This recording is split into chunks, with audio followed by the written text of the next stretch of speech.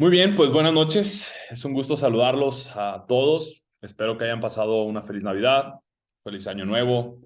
No sé qué hayan hecho. Yo me perdí un ratito en mi rancho donde crecí. Bueno, es un pueblo, allá donde crecí. Me desconecté un rato de la humanidad, de redes sociales y todo, para recargar pilas. Pero bueno, a veces uno se cansa de las mismas vacaciones, se cansa uno de descansar y me gusta volver a la rutina de la ciudad tapatía. Así que vamos a continuar.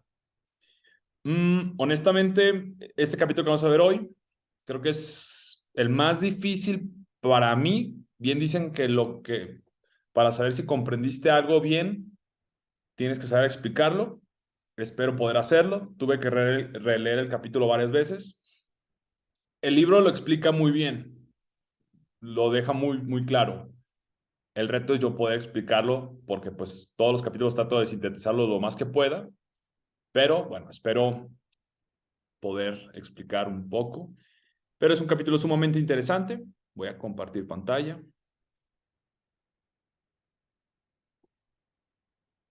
Bien. Así que continuamos. A ver, un segundo.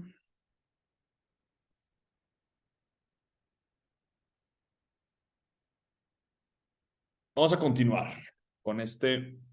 Ya casi terminamos.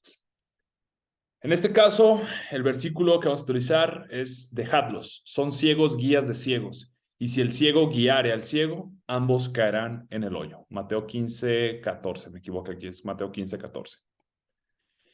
Antes de iniciar este capítulo, esto no viene en el libro, solamente voy a hacer una explicación. Esto es más de la filosofía reformacional, de Dewey, Kuyper, etcétera, etcétera. Ok, voy a tratar de explicar lo más breve que pueda. No va a quedar del todo claro. Al final voy a recomendar un libro donde saqué parte de esta información. A eso se le llaman los aspectos modales, ¿ok? Recordemos que decía que los ismos, las ideologías, todo lo que termina en ismo, generalmente es una absolutización de un aspecto de la creación, lo absolutizan y quiere explicar toda la realidad con base en uno de esos aspectos. Aquí vemos desde lo más bajo hasta lo más alto: numérico, espacial, cinemático, física, biótica, psíquica, recreativa, analítica, técnica, histórica, comunicativa, social, económica, estética, jurídica, ética, cúltica. Son los aspectos, son partes de la realidad. Ahorita voy a explicar qué es esto. Las que vemos en verde son las que le conciernen al ser humano. Por ejemplo, un animal está en estas partes, en estas 7, pero pues un animal no puede comprender lo que es la historia, no tiene una comunicación lingüística. Su forma, si bien hay muchos animales que son seres gregarios, la forma no pueden crear sociedades como los humanos, lo cúltico, lo más alto que es la fe. Ahora, ¿a qué me refiero con que son aspectos de la realidad? Vamos a pensar en una flor, una flor. Bueno, obviamente tiene un aspecto numérico, una flor, ponle 4 pétalos, no sé, ocupa un lugar en el espacio, tiene movimiento, aunque parece que no se mueva, obviamente tiene movimiento, vemos sus átomos. Hay una cuestión física, está regulado por leyes físicas, tiene vida biótica. Ahora, en la cuestión psíquica y recreativa, una flor no tiene estos aspectos, lo psíquico y lo recreativo. Pero con base en un humano, que es la corona de la creación, y el ser humano es el virrey, y se puede decir que rey sobre la creación, ante Dios. Bueno, podemos tener emociones psíquicas ante una flor, tiene un aspecto recreativo, analizamos lo que es una flor, vamos a decir, también podemos estudiar um, históricamente esa flor, qué representa, qué representó, por así decirlo. Nos comunicamos por medio de flores, por algo también le ponemos una palabra, tiene un aspecto social. Económicamente podemos preguntarnos cuánto cuesta esa flor. Bueno, una cuestión estética, puedes adornar con esa flor. Una cuestión jurídica puede ser una flor en planta de extinción y por lo cual arrancarla está penalizado. También hay una cuestión ética, algo relacionado, si está bien arrancar esa flor o no. Y una cuestión de fe, ¿En qué consiste? Un ateo te dirá que esa flor surgió por fuerzas naturales, mientras que un cristiano te va a decir que fue creado por Dios. Entonces, todas las ideologías generalmente toman uno o varios aspectos de aquí y lo absolutizan. Por ejemplo, el liberalismo generalmente absolutiza los aspectos económicos y jurídicos y busca absolutiza esos aspectos y busca explicar toda la realidad conforme a ello. El marxismo absolutiza, a ver si no me equivoco, la cuestión histórica, la cuestión económica principalmente, e intentan explicar todo a raíz de eso. ¿Qué otro? Y también existe el psicologismo, por así decirlo, el fisicalismo, que quiere explicar todo en virtud de las leyes físicas, y un montón de ismos. Esto lo explico porque al entender esto vas a poder darte cuenta de todas las ideologías que nos rodean y cuáles son los aspectos que toma como base y los absolutiza para explicar toda la creación. Les digo, no creo que vaya a quedar de todo claro, pero es una pincelada para entender un poco sobre las ideologías. Ahora sí, continuamos. Seguimos en la parte 2, pero ya es el último capítulo de la parte 2. Aquí me equivoqué, es el capítulo 8, no el capítulo 4. Ya es el último capítulo de la parte 2. Ya el jueves vamos a iniciar la parte 3, si Dios quiere. Al fin y al cabo, la ciencia trata de las cosas y la teología de las palabras. También me equivoqué, era otra frase, pero bueno, está bien, ahí discúlpenme. Bien, Stalin, curiosamente, se preparaba para ser sacerdote de la Iglesia Ortodoxa, pero al leer a Darwin, pues se hizo ateo. Aquí está voy a leer la conversación que hubo. José Stalin me oyó y después de una breve pausa dijo, ¿sabes? Nos están tomando el pelo. No existe Dios. Yo me quedé pasmado al oír esas palabras. Nunca había oído nada igual. ¿Cómo puedes decir esas cosas, Soso? Exclamé. Te prestan un libro para que lo leas. Te mostrará que el mundo y los seres vivos son muy distintos de lo que te imaginas. Todo lo que dicen de Dios no es más que palabrería, dijo Stalin. ¿Qué libro es ese? Inquirí. Darwin. Tienes que leerlo, insistió Stalin. ¿Y qué consecuencia hubo? Bueno, ya la sabemos. La Unión Soviética y todos sus crímenes genocidas. Entonces, vemos aquí que las implicaciones de Darwin son bastante fuertes, pero vamos a ver cómo el darwinismo se ha extendido mucho más. Para entender Estados Unidos del siglo XX, tenemos que conocer las implicaciones del pensamiento darwinista. ¿Por qué no estamos enfocando tanto en Estados Unidos? Sí, la autora es estadounidense, pero sabemos que Estados Unidos, al ser la principal potencia mundial, pues tiene una repercusión en todo el mundo. Y bien dicen acá en México que si Estados Unidos estornuda, a México le da catarro, le da gripa. La única filosofía autóctona de Estados Unidos es el pragmatismo filosófico. Por eso es que vemos las consecuencias del pragmatismo filosófico en todo Estados Unidos. Todas las demás filosofías de Estados Unidos han sido importadas de Europa, generalmente. La única autóctona es esta. Su premisa central fue que si la vida había evolucionado, también lo habría hecho la mente humana, por lo que las ciencias humanas deberían ser reorganizadas sobre esa base. Los pragmatistas se propusieron extender el naturalismo darwinista para conformar toda una cosmovisión que rivalizara con la religión tradicional, transformar al darwinismo en una filosofía integradora que le diera sentido a la vida. Vimos que el darwinismo no nomás se quedó en el aula de la biología y las ciencias específicas, las ciencias exactas, sino que se va extendiendo a todas partes. O.W. Holmes adoptó un credo simplista. Lo que suceda es mejor. Holmes era cristiano, pero ante la guerra, tengo entendido que era la guerra civil de Estados Unidos, del abolicionismo, quedó tan asustado y tan horrorizado por los crímenes de guerra y todo lo que sucedió, perdió la fe y salió con la convicción firme de que las convicciones firmes solo conducen al conflicto y la violencia. Perdió su creencia en las creencias. La evolución no solamente es aplicable a organismos físicos, según esta filosofía pragmatista, sino también a la esfera de las creencias y convicciones. Los principios que han conformado a las civilizaciones no son verdades trascendentes, sino que simplemente las ideas que vencieron en la lucha por la vida entre ideas contrapuestas. Ok, darwinismo, la supervivencia del más apto. Pero como la evolución, según esta filosofía, de la evolución proviene nuestra mente, todas las ideas que sobrevivieron en realidad fue la supervivencia de la idea más apta en contra de las demás ideas, pero no son verdades trascendentes. Entonces vemos que el pragmatismo es una ideología darwinista. ¿Qué significa el darwinista en relación con entender la mente humana? La mente no es más que una parte de la naturaleza. Rechazaron la antigua concepción de que la mente es trascendente a la naturaleza, sino que es producto de esta. Esto es un derrumbe al teísmo tradicional. Yo soy teísta tradicional, como el liberal. Ambos consideraban, con sus diferencias graves, que la mente era trascendente, pero el pragmatismo dice no, Darwin dice lo contrario. Es producto de la naturaleza. Las funciones mentales son meras adaptaciones para sobrevivir en el medio. Las ideas surgen como mutaciones al azar en el cerebro y las que nos ayudan a adaptarnos al medio se convirtieron en creencias firmes, es decir, una selección natural, pero mental.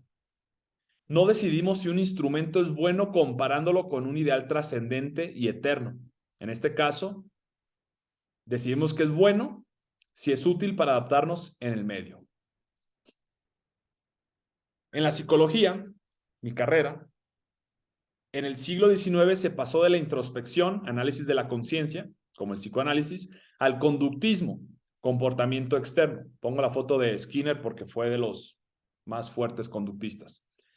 Esto reforzó la idea de que la mente no es una sustancia espiritual distinta, sino solo parte de la naturaleza. Ok, solamente para aclarar, el conductismo empezó a derrumbarse un poco en la década de los 60, no voy a explicar todo el proceso, pero a principios del siglo, en el siglo XIX y a principios del siglo XX, sí fue la fuerza más, la psicología más popular, por así decirlo. ¿Y qué es el conductismo? En breve lo voy a simplificar demasiado, que algunos me van a acusar de caricaturizar el conductismo. Simplemente que los seres humanos somos máquinas biológicas que reaccionamos a los estímulos externos. En realidad no tenemos libre albedrío, simplemente reaccionamos a los estímulos del medio ambiente. Muy simplista y todo, yo sé que es más profundo el conductismo, estudiar el conductismo, pero aquí simplemente doy esa pincelada. Si creer en algo produce resultado, con el paso del tiempo, esa creencia se graba en la mente. Era como el experimento que los conductistas hacían con las ratas. ¿Ok? Presionan una palanca a las ratas, sacaba comida, entonces la rata decía, oh, vaya, bueno, no, obviamente no decía eso, pues, pero decía, oh, vaya, presiona la palanca, me trajo comida, me da satisfacción, seguiré presionando la palanca. Esa acción me produjo resultado, así que lo voy a seguir haciendo. La verdad, según el pragmatismo, es el valor en efectivo de una idea. Si da resultado, decimos que es verdadera. Las creencias no son reflejos de la realidad, sino reglas para actuar. Son una predicción de que obtendremos una respuesta. Esa es una revolución a la teoría del conocimiento basada en la imagen de Dios. Según nuestra concepción, basada en la imagen de Dios, la razón humana refleja la razón divina, por lo cual podemos esperar que el conocimiento humano sea en parte genuino. Es decir, hay una correlación entre la mente humana, el orden de la creación y la mente de Dios. Entonces, como Dios, desde su mente, impregna orden y racionalidad al cosmos, nuestra mente, que es un reflejo de Dios, puede obtener conocimiento genuino de su creación. Pero los pragmatistas dijeron no. Dios creó nuestra mente para acomodarse al universo que hizo para habitarlo. Y cuando ésta funciona adecuadamente, puede obtener conocimiento genuino. Al contrario, si la mente surgió de fuerzas ciegas, no dirigidas, nuestras ideas no reflejan la realidad, solo son estrategias mentales de supervivencia. Y aquí ya empezamos a ver una contradicción que más adelante la vamos a ver. Para William James, una idea o religión es verdadera al menos para el individuo que la cree. Dice, bueno, si a ti te sirve, adelante. Nos suena muy similar a lo que sucede hoy. Eso es un relativismo individualista. Pero otros pragmatistas lo que dijeron es que el conocimiento es un constructo social. Los individuos no crean el conocimiento, sino los grupos. En vez de relativismo individualista, es relativismo colectivista, muy de moda hoy en día. No, es que tú eres hombre blanco y no sé qué, y de ahí viene. Para William James, cualquier sistema de creencias es verdadero para el individuo si éste satisface sus necesidades, lo que cada uno decida. Bertrand Russell, filósofo ateo, se molestó con esta afirmación porque las creencias pueden ser útiles, pero falsas. Lo que realmente importa para Russell es que una religión sea verdadera, no que nos haga sentir bien. Algo verdadero en el pragmatismo. Recuerden, un reloj descompuesto latina la hora 2 veces al día. Toda ideología, como vimos, toma un aspecto de la realidad y por eso contiene un grano de verdad. Toda ideología contiene granos de verdad. El problema es, para explicar toda la realidad, ahí es donde falla. Hay algo verdadero en el pragmatismo. Si un sistema de creencias es verdadero, debería funcionar en el mundo real. Por otra parte, el éxito pragmático no hace que una afirmación sea verdadera. Como con todos los ismos, el pragmatismo se aferra a un aspecto de la realidad, que creo que en este caso es el aspecto técnico, y lo eleva a sistema que lo reduce todo a una sola dimensión. Como mencioné antes, toman una pieza del rompecabezas y creen que es la imagen completa. Toman un color del arco iris y creen que es el espectro completo. Para entender una filosofía es crucial preguntarse qué cuestión intenta responder. Los pragmáticos querían resolver la división del conocimiento presente en Occidente. ¿Recuerdan esta dicotomía hecho y valor? Bueno, los pragmatistas intentaron, pues, unificar, llenar este vacío entre hecho y valor y reunificar el conocimiento. Como vimos la ilustración, ya la vimos, pero bueno, la ilustración dio lugar al empirismo y al utilitarismo británico, nivel inferior, mientras que el romanticismo dio lugar al idealismo romántico. Este dualismo impactó el currículum universitario. ¿Okay? Cualquiera que esté en la universidad se da cuenta que está dividido entre las artes y las humanidades, idealismo filosófico, y las ciencias exactas, naturalismo filosófico. Esta tensión no solo se vio en la universidad, sino en lo individual por personas reflexivas, lo que impulsó a los pragmatistas. Es preciso que un sistema que combine ambas cosas, la lealtad científica a los hechos, pero también la antigua confianza a los valores humanos. Del idealismo romántico tomaron su historicismo, definiendo las ideas como producto de la costumbre evolutiva. Si quieres entender también el nazismo, hay que entender el historicismo, pero ese es otro tema. Y por eso voy a recomendar un libro al final para esto. Del empirismo británico tomaron su instrumentalismo, definiendo las ideas como instrumentos para lograr metas sociales. Combinando ambas ideas, transformaron el historicismo de Hegel de proceso espiritual a proceso naturalista. Nunca tuvieron éxito en combinar hecho y valor, solo ofrecieron una nueva sazón al naturalismo. O sea, el dualismo siguió tal cual. Darwin había efectuado la misma fusión en la biología. Aplicó el romanticismo histórico de Hegel en la biología. No hay esencias estables. Todo está en flujo constante. Hegel hablaba más o menos, espero no equivocarme, hablaba un poco de esta mente o el espíritu que se iba evolucionando conforme la época y el romanticismo histórico y se iba adaptando y fluyendo y todo. Bueno, Darwin toma esta idea, pero en vez del aspecto espiritual, lo reduce a la biología. Por eso dice, no hay esencias estables, todo está en flujo constante. Pero siendo empirista británico, Darwin consideró el proceso evolucionista un mecanismo completamente materialista. Darwin otorgó a Hegel la respetabilidad de la ciencia. Otros antropólogos y científicos sociales intentaron hacer lo mismo, incluyendo a Marx, aunque ellos tendían a ser deterministas. Todas las sociedades debían pasar por las mismas fases inevitables de la evolución cultural, gobernadas por leyes inmutables de la evolución social. Estas leyes para Marx eran económicas, la lucha de clases. Los pragmatistas rechazaron el determinismo, concibiendo la historia totalmente contingente, espontánea, impredecible, abierta a la novedad genuina. Tomaron el rol del azar de la teoría darwinista y lo trocaron como base de una filosofía de indeterminación, libertad e innovación. Y estas fueron las ideas que transformaron radicalmente las instituciones sociales occidentales. ¿Qué clase de Dios es compatible con la evolución? tiene que ser un Dios inmanente, no trascendente, inmanente, una deidad finita que evolucione en y con el mundo. Dios cada vez más inmanente en el proceso del mundo. Charles Sanders Peirce imaginó que todo el cosmos evolucionaba hacia una mente o absoluto o Dios en un proceso teleológico denominado amor evolutivo. De aquí surge la teología del proceso, una herejía, que enseña que Dios y el mundo están en proceso de constante cambio y evolución. Dios es espíritu que evoluciona en y con el mundo. Esto es diferente al panteísmo, todo es Dios, sino pananteísmo, todo está en Dios. El libro lo explica un poco más claro la diferencia. A medida que tomamos decisiones, también moldeamos a Dios. Esto es grave. No me acuerdo si en Malaquías, Miqueas, siempre me confundo esos autores. Dios no cambia. Eso es una de las realidades más importantes del cristianismo. Dios no cambia. No solo somos co-creadores con Dios, también somos co-creadores de Dios. Así que al morir la vida pasa a ser una etapa de la vida continua con Dios, mientras nosotros como individuos dejamos de existir. Y esto rompe con el teísmo tradicional. Dios no es omnisciente, es decir, no sabe lo que va a pasar, ni omnipotente, no puede prevenir nada.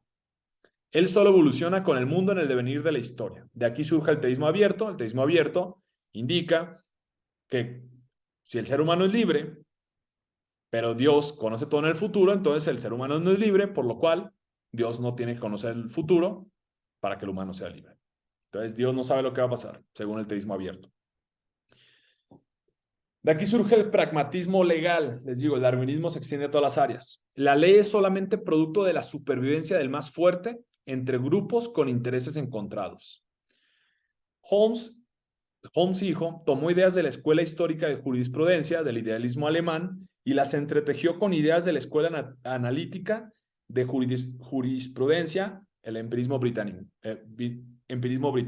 El idealismo alemán estaba en el plano superior, por así decirlo, y el empirismo británico en el plano inferior. Entonces los pragmatistas intentaron unificarlos. ¿Lo lograron? No. De la escuela histórica, toma la idea de que la fuente del derecho no es otro que la evolución de la costumbre, relacionada con tiempos y culturas concretas. La filosofía tradicional occidental del derecho había basado la ley en una fuente inmutable, la ley natural, derivada en última instancia de la ley divina. Y aquí sí hay un debate entre cristianos, especialmente entre los escolásticos y los nominalistas. No, me estoy equivocando. No eran los escolásticos, eran otros, ahorita me acuerdo. Que si la ley naturalis deriva de la lex eterna o cosas así, no me voy a meter en ese discurso, pero bueno, los dos concordaban que había una ley inmutable y que con base en esa ley teníamos que positivar las leyes aplicadas al humano. Holmes decía que había que estudiar historia para darse cuenta que las ideas del derecho no se basan en ningún orden universal, inmutable, sino que son producto de una cultura local particular y de su historia singular. Así los jueces se liberarán del pasado y tendrán libertad para cambiar la ley a fin de reflejar cualquier normativa social que ellos piensen que funciona mejor. Entonces ahí está el debate también muy fuerte entre los originalistas contra los progresistas en la Corte Suprema. ¿Cómo determinar si las viejas normas siguen sirviendo para algún propósito? Por sus consecuencias prácticas. De la escuela analítica, Holmes tomó la idea de que el criterio es la utilidad social, medida por las ciencias sociales. La ley debe ser establecida sobre deseos sociales medidos con precisión. La ley debe ser juzgada por lo que funciona, y lo que funciona viene determinado por estudios empíricos realizados por científicos sociales. El derecho queda así reducido a una mera herramienta de ingeniería social. Este concepto de ingeniería social está muy presente hoy en día. Lo vemos en todos esos países.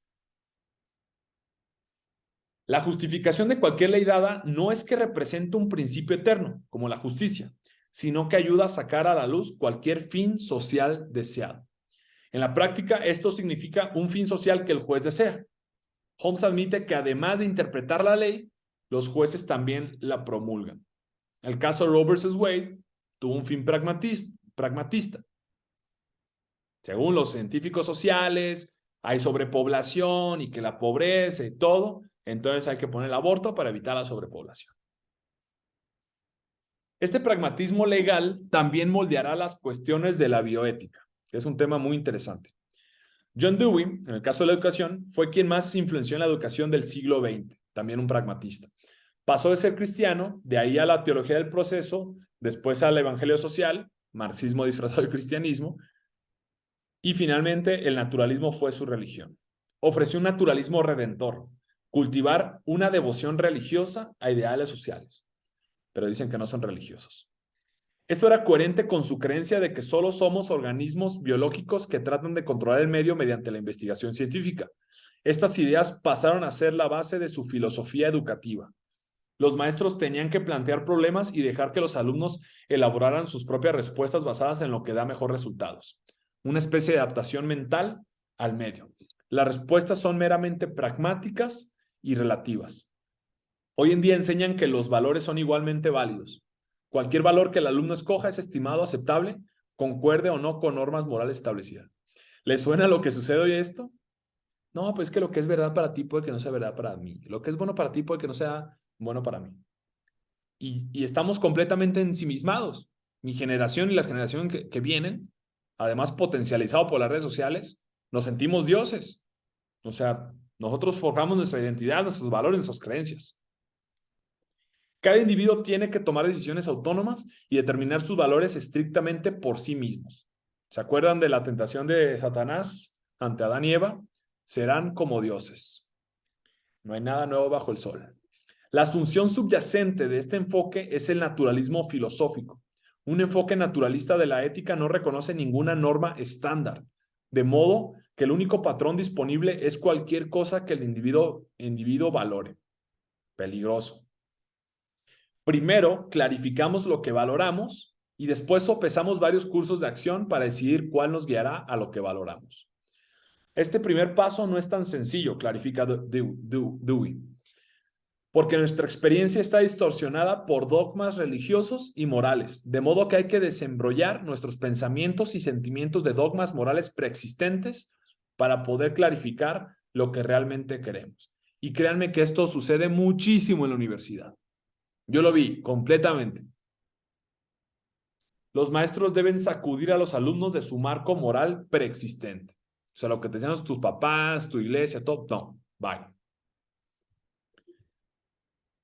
Al despojarles de la moral aprendida en casa o en la iglesia, solo se quedan con sus propios gustos y aversiones, o lo que es peor, presión del grupo. ¿Les suena lo que sucede hoy? La educación moral ya no enseña los grandes ideales que han inspirado prácticamente a todas las civilizaciones, sino que les ayuda a sondear sus propios sentimientos y valores subjetivos.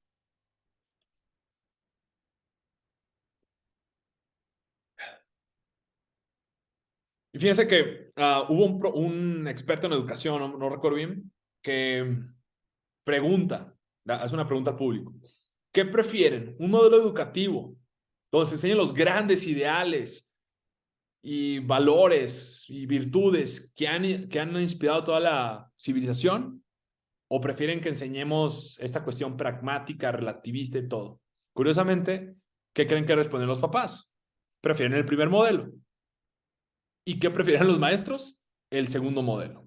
Porque pues ya los maestros en las universidades ya les habían lavado el cerebro. Muchos se conforman con esta corriente profesional, aun cuando la propia experiencia indica que no funciona. Es que imagínate un mundo en el cual cada quien haga lo que sea, como en el libro de Jueces que decía que cada quien hacía lo que bien le parecía. Imagínate un mundo así. En el mundo real no puede funcionar. Pero bueno, su filosofía antes que la experiencia. Cuando la filosofía debería explicar la experiencia, no ir en contra de ella. Hoy está en tendencia la educación constructivista y en psicología era la moda y no, que todo es una construcción social y que no sé qué y bla, bla, bla. Esto está de moda en psicología. Si el conocimiento es una construcción social, hay típica frase de TikToker de cabello verde no binario. Todo es una construcción social. Ya cuando aprenden esa frase ya sienten que fueron iluminados, que todo es una construcción social. La meta de la educación si todo es una construcción social, es enseñar a los alumnos a forjar su propio conocimiento. El constructivismo no supone la presencia de una realidad objetiva exterior que se revela al aprendiz, sino más bien el aprendiz construye activamente su propia realidad. Los alumnos deben aprender a construir su propia realidad y los maestros no han de decirles que sus ideas están bien o están mal. Todas ellas deben considerarse válidas o viables. Y ya vimos en capítulos pasados que hasta las matemáticas ya son una construcción social de grupos de poder que buscan oprimirnos. El hombre blanco inventó las matemáticas para oprimirnos. Uy. Al fin y al cabo, hay muchas formas de construir el mundo. Y el constructivismo no puede descartar ninguna teoría viable que encierre la experiencia personal. Y esta ideología, así, muy bonita en tus aulas y todo, salte a la realidad y no va a funcionar.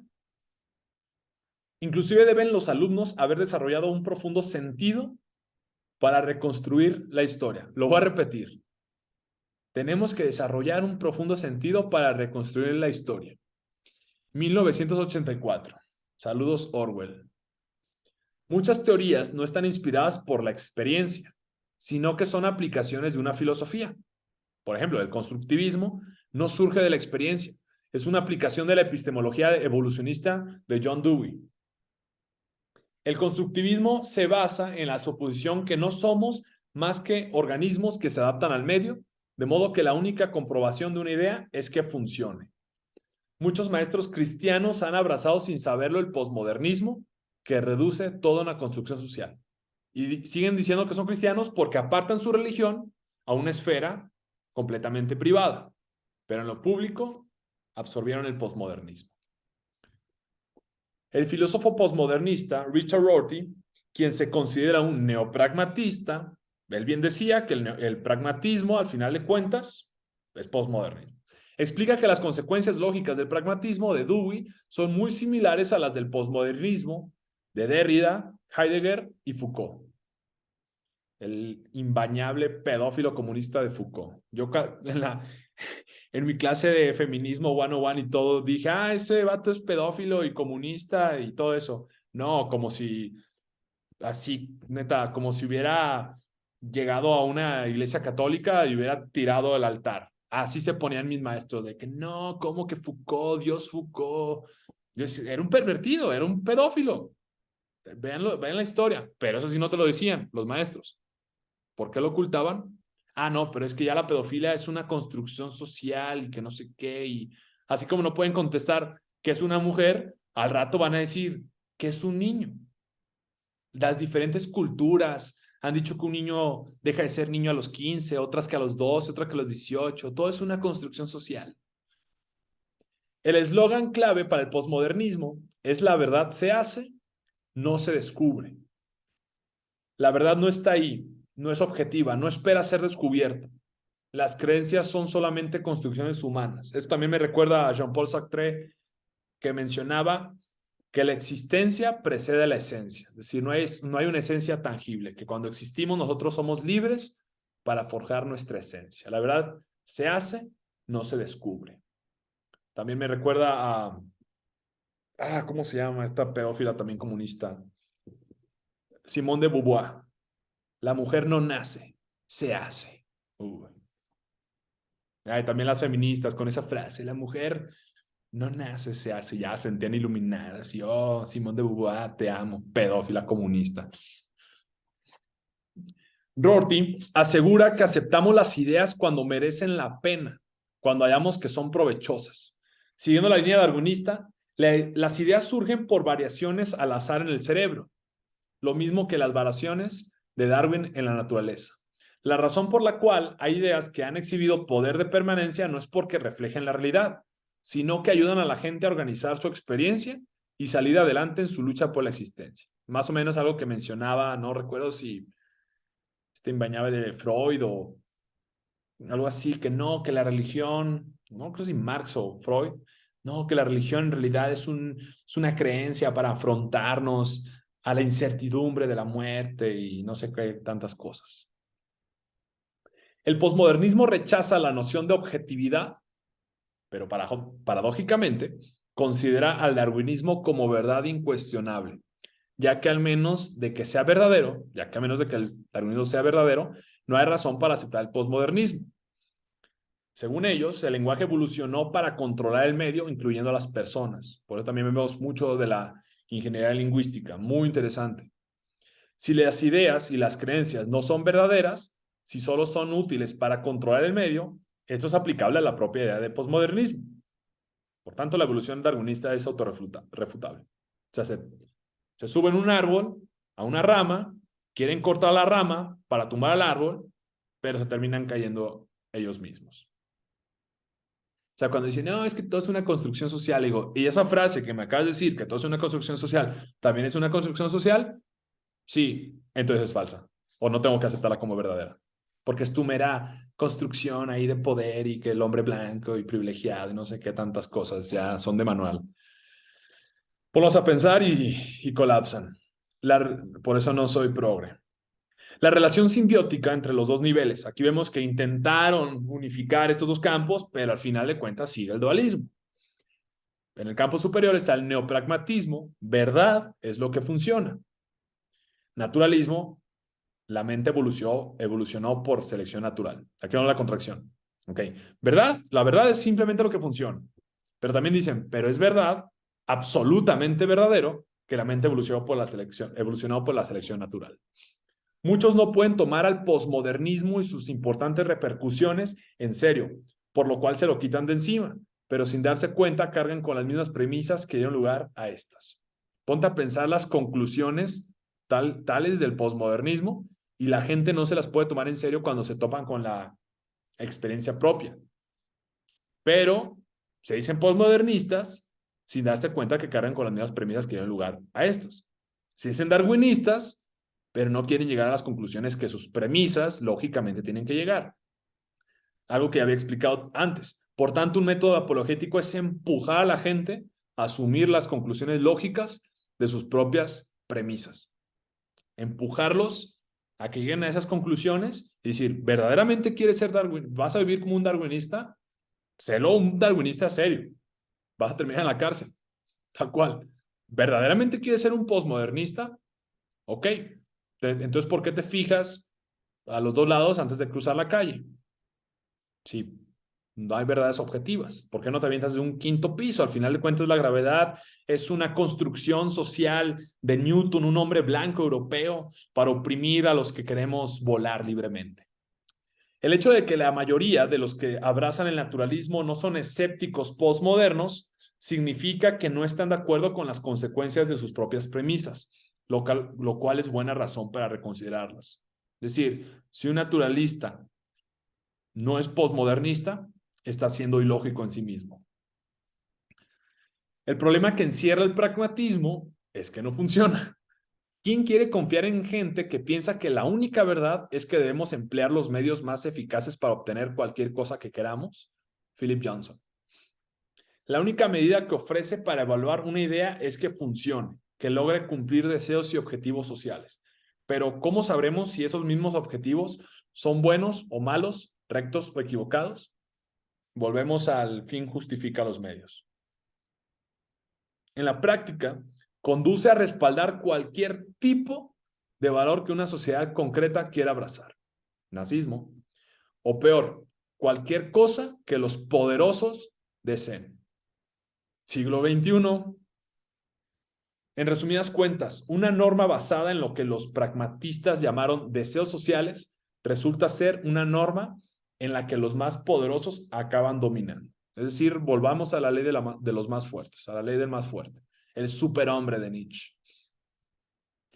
Rorty admite que la noción de verdad, Rorty posmodernista, no cree en Dios, admite que la noción de verdad solamente es coherente con el contexto de una cosmovisión cristiana. Es decir, si existe la verdad objetiva, solamente es coherente con el contexto de una cosmovisión cristiana. La verdad objetiva solo es posible si el mundo es una especie de libro creado por la palabra, verbo, lenguaje, logos, de modo que haya un mensaje objetivo y sentido en el propio universo.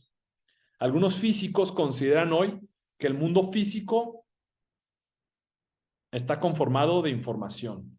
siendo la energía y la materia incidentales. Dejen leer esta parte, está interesante. Ok. Pregunta cualquiera de qué está hecho el mundo físico y lo más probable es que le respondan materia y energía, decía un artículo publicado hace poco en Scientific American. Cito el artículo. Pero si hemos aprendido algo de la ingeniería, la biología y la física, es que la información es un ingrediente asimismo crucial. A decir verdad, algunos físicos consideran hoy que el mundo físico está compuesto de información, siendo la energía y la materia incidentales. Pero la información, como ya hemos visto, no es generada por fuerzas materiales ciegas, sino únicamente por agentes inteligentes. La realidad de logos en el ámbito material resalta la realidad de logos más allá de lo material. Es decir, existe un agente inteligente que es la fuente de su orden y racionalidad. Rorty admite que la idea misma de verdad objetiva y moralidad solo es posible sobre la base de la doctrina del logos. ¿Ven por qué Romanos 1 es tan verdadero? Que Dios se le ha manifestado a todos. No tienen excusa. Dios se le ha revelado a todos por medio de la revelación general. Por medio de las cosas hechas, podemos darnos cuenta de su deidad, de su poder, por medio de las cosas hechas. No tienen excusa. Todos. Hasta el más ateo. La única manera de escapar del escepticismo posmoderno es que Dios nos haya revelado algo de su perspectiva espiritual, emocional y de la verdad objetiva del cosmos. La doctrina bíblica de la revelación es la única manera de cubrir el espacio entre hecho y valor. Los pragmatistas fallaron en esto. Una vez que pusieron la evolución en el nivel inferior, las ideas quedaron reducidas a mutaciones mentales solo escogidas por su valor a la supervivencia. Recordemos, el evolucionismo está en el piso inferior, pero comienza a tragarse todo lo que está en el piso superior. Le pasó al pragmatismo. O creemos en Darwin y abrazamos el posmodernismo, o creemos en un Dios personal que no está callado, cuyo logos es la fuente de la verdad unificada, universal, con V mayúscula. Esto del Dios personal que no está callado es una referencia al libro o al artículo de Francis Schaeffer, God is there and he's not quiet. Él está ahí y no está callado. Para librar la batalla cultural debemos librar la guerra cognitiva subyacente sobre los orígenes, ya que de aquí brota la moral. Entonces, por eso le digo, los orígenes son cruciales. La clave para restaurar un concepto unificado de la verdad es recuperar un concepto firme de la creación. Ya no podemos consentir que el cristianismo sea arrinconado a la esfera del valor. Debemos despojarnos de la timidez metafísica, convencernos de que nuestra causa es ganadora y tomar la ofensiva. Cuando menciona la palabra ofensiva, ya va a venir el cristiano. No, es que Jesús es relación, no religión. No tenemos que atacar. Tenemos que amar, fluir, vibrar alto. Y, ojo, tomar ofensiva no significa atacar a la persona, significa atacar a las ideas. Que a veces yo me confundo y a veces. Pero vamos mejorando en eso. Ok, el siguiente capítulo. Vamos a llegar ya a la tercera parte. Estas primeras dos partes fueron un poco más filosóficas, enredosas, acá, todo. El siguiente capítulo, la siguiente parte yo puedo decir que sí es mi favorita en cierta manera. Es una cuestión más histórica, más sencilla de digerir. No le tengan miedo a la historia, a mí me encanta la historia porque para poder comprender el presente tenemos que ir al pasado. Y vamos a responder esto. ¿Por qué los evangélicos somos propensos a la timidez metafísica y no contamos con una robusta tradición intelectual? Aquí estoy hablando de los evangélicos. Sé que hay algunos católicos presentes, algunos católicos romanos, pero es bueno también entender la filosofía y la cosmovisión de tu vecino, porque pues también, quieran o no, los países más influyentes hoy en día tienen raíces protestantes y pues tenemos que ver qué salió mal con los evangélicos, en qué cometimos error los protestantes. Vamos a indagar en la historia de los evangélicos, especialmente los gringos, para contestar estas preguntas y ver qué ajustes necesarios nos corresponde hacer para marcar una diferencia en el mundo actual. En este caso, volveré a citar a C.S. Lewis. Ya les voy a tener que pagar comisión. Pero uno no puede estar justificando continuamente. Se llegaría a justificar la propia justificación. No se puede ver a través de las cosas permanentemente. El objetivo de mirar a través de algo es que se vea algo. Es bueno que la ventana sea transparente porque la calle o el parque que se ven a través de ella son opacos. ¿Qué pasaría si el parque también fuera transparente? Es inútil intentar ver a través de los principios últimos. Si uno trata de ver a través de todo, entonces todo es transparente. Pero un mundo totalmente transparente es un mundo invisible. Ver a través de todas las cosas es lo mismo que no ver nada. ¡Pum! C.S. Lewis. Bien. Nada que agregar. El que tenga oídos para escuchar, que oiga.